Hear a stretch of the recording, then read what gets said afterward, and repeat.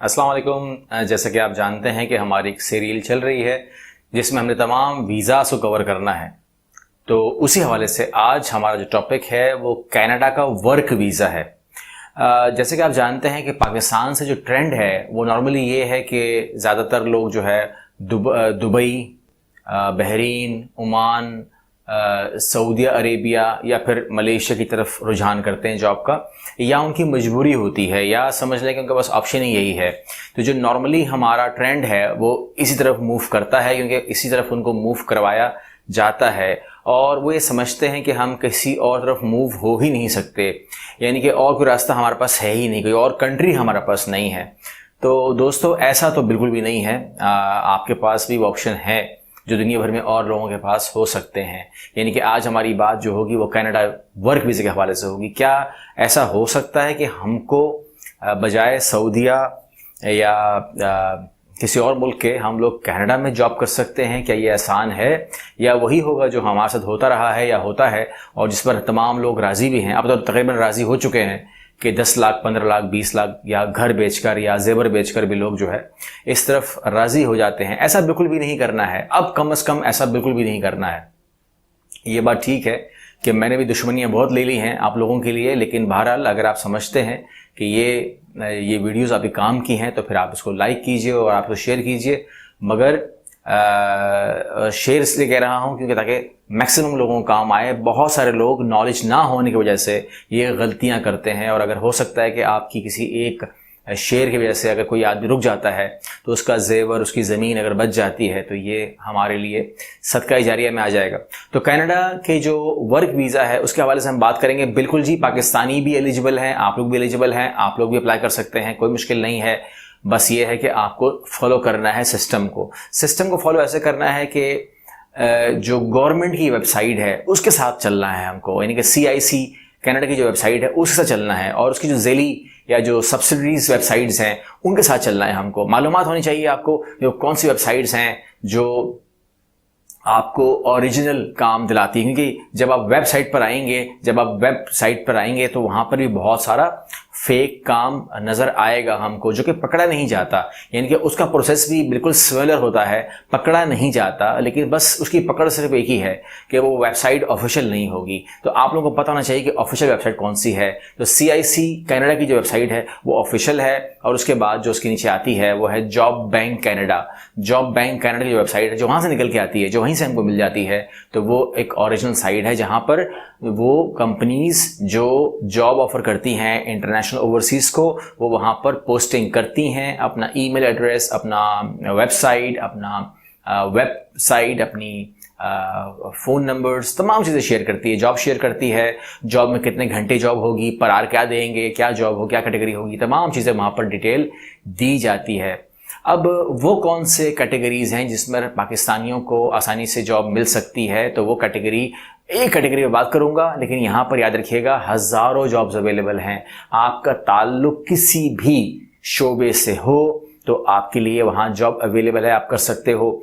हम लोग जिस पे काम कर रहे होते हैं वो है D कैटेगरी, 8611 D कैटेगरी, जिसमें नॉर्मली जो कम एजुकेटेड लोग हैं, मैट्रिक हैं या इंटर हैं या अनएजुकेटेड हैं और मिडिल हैं और उन्हें कोई एक्सपीरियंस भी नहीं है, तो ऐसे लोगों के लिए हम D कैटेगरी पे आते हैं। A, B, C सारी कैटेगरीज मौजूद हैं, लेकिन D कैटेगरी के अंदर जो है फॉर एग्जांपल वहाँ पर हेल्पर की जॉब्स हैं, लेबर की जॉब है और फ्रूट पिकर की जॉब है। अब जो फ्रूट पिकर की जॉब है ये क्यूबिक एरिया में बहुत ज़्यादा मिल जाती हैं।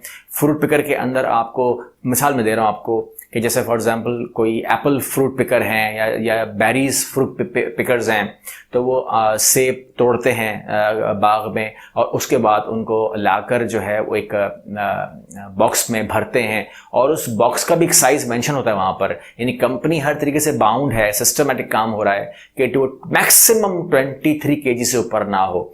नॉर्मली जो पैकेट बनते हैं वो 10 किलो के होते हैं, लेकिन जो गवर्नमेंट ने अलाउ किया है दैट इज 23 kg, इससे बड़ा ना हो। तो अगर हम उस लेबर की बात करें जो फ्रूट पिकर को हायर करता है, तो फ्रूट पिकर का काम यह है कि वो फ्रूट पिक करे। अब वो बेरीज हैं या वो किन्नू हैं या वो जो भी स्ट्रॉबेरीज हैं, और उन्हें वो उस बॉक्स में डाले और उसको बाद उसको वो गाड़ी में डाल दे, तो ये उसका काम ख़त्म हो जाता है। उसके बाद फिर अपने वो रिपीट करेगा इसको। तो इसको हम कहेंगे कि वो एक लेबर है या वो एक फ्रूट पिकर है, ये इसकी जॉब हो रही है और उसके बाद अच्छी खासी आमदनी है इसके अंदर, अच्छी खासी पर आवर सैलरी है इसके अंदर। इसके अंदर दो कैटेगरीज होती हैं, full time and part time. तो आपकी मर्जी होती है कि आप पार्ट टाइम करें या फुल टाइम करें। अब जो पार्ट टाइम करते हैं ज़्यादातर वो पढ़ने के लिए जाते हैं, पढ़ने की नीयत से जाते हैं और कहते हैं मैं टेम्परेरी काम कर लूँगा एज अ फ्रूट पिकर।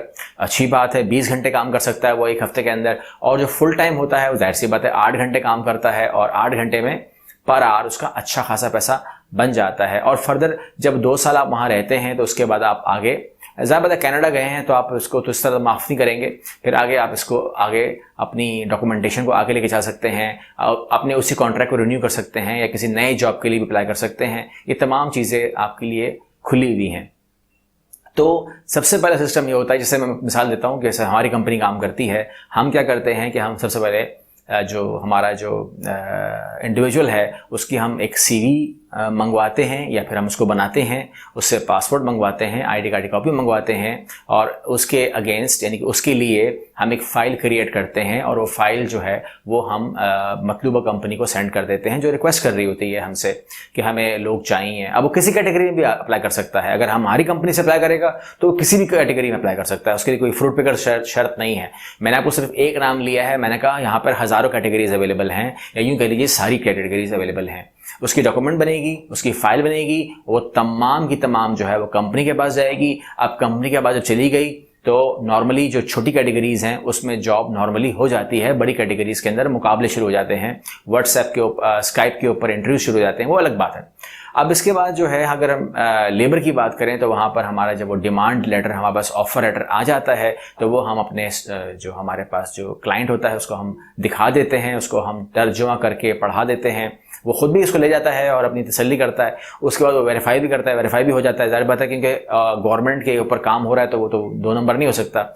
और उसके बाद जो माहिदा रह जाता है वो ये है कि अगर आप एग्री करते हैं तो एग्री करने का मतलब ये होता है कि आप साइन करके वापस डॉक्यूमेंट को सेंड करते हैं, यानी कि आपने ऑफर लेटर को कबूल कर लिया है। तब आपको वो जॉब लेटर भेजते हैं और उस जॉब लेटर के ऊपर फिर हम यहाँ पर उसका वर्क वीज़ा अप्लाई करते हैं। वर्क वीज़ा अप्लाई पाकिस्तान से ही होगा और उसका वर्क वीज़ा स्टिकर लगेगा बायोमेट्रिक के साथ, तमाम चीज़ों के साथ, स्टिकर के साथ और आखिरी में प्रोटेक्टर के साथ उसका काम कंप्लीट होगा। अब जो चीज़ रह जाएगी वो सिर्फ टिकट रह जाएगी, यानी कि जो कंपनी है वो बताएगी कि मुझे 15 तारीख तक ये लोग चाहिए या मुझे 30 तारीख तक ये लोग चाहिए। तो वो जो कंपनी है वो राब्ते में होती है कैनेडियन एम्बेसी के साथ और कैनेडियन एम्बेसी जब उनसे बोलती है कि आपने ये वर्कर मंगवाए हैं पाकिस्तान से, 2 हैं, 4 हैं, 10 हैं, तो वो येस करती है कि बिल्कुल मैंने मंगवाए हैं और जल्दी कीजिए, इनको मेरी नीड जल्दी की है। तो वो वहाँ पर वीज़ा की प्रोसेसिंग थोड़ी सी जल्दी हो जाती है और वो तमाम लोग जो है अपना टिकट लेके रवाना हो जाते हैं। ये एक तरीकाकार है। अब इस तरीके से उनके लिए ये रास्ता खुलता है कि वो कनाडा चले जाते हैं और इसके अंदर वो अमाउंट इन्वॉल्व नहीं है जिस तरीके से आपको लोग कह रहे होते हैं। नंबर 1 देखें, अगर वो आपसे 15 लाख लेकर वीज़ा दे भी देता है तो वो वीज़ा विजिट वीज़ा तो होगा, लेकिन वो वीज़ा कोई जॉब का वीज़ा तो नहीं होगा। यहाँ तो आपके पास जो है जो चीज़ भी कंपनी ऑफर कर रही है सामने लिखी होती है कि मेडिकल है, रिहाइश है, खाना है और फिर जॉब है और जॉब कंफर्म है from very first day, from very first hour. जैसे ही आप लैंड करते हैं कंपनी की गाड़ी आपको लेने आई हुई है, कंपनी गाड़ी आपको लेके जाती है और आपको वहाँ पर अपने जो उनके रेजिडेंट एरियाज़ होते हैं वहाँ शिफ्ट करती है और आपका सेकेंड डे से काम शुरू हो जाता है और आपका फ्यूचर बन जाता है। तो this is a very good way, this is a very best way to go Canada, एक फ्यूचर बनाने के लिए। क्योंकि आपने जब 2 साल वो कहीं रहता है इंसान तो वो उस मुल्क को समझ जाता है, उस मिजाज को समझ जाता है, उस मौसम को समझ जाता है, क्योंकि वहाँ का मौसम जो है क्यूबेक का मौसम है काफ़ी ठंडा है। तो अगर आप एक्सटेंड करना चाहें तो एक्सटेंड कर सकते हैं, अदरवाइज आप अपने आप को कहीं और शिफ्ट भी करा सकते हैं, ये भी मुमकिन है। अब अगली वीडियो में हम क्या करने वाले हैं जी, अगली वीडियो में अब हम जाने वाले हैं यूके का वर्क वीज़ा कैसे मिलता है, यूएसए का वर्क वीज़ा कैसे मिलता है और यूरोप का खास तौर पे यूरोप का वर्क वीज़ा कैसे मिलता है। तो इस पर बात करेंगे इंशाल्लाह। अगली वीडियो तक के लिए अल्लाह हाफिज़।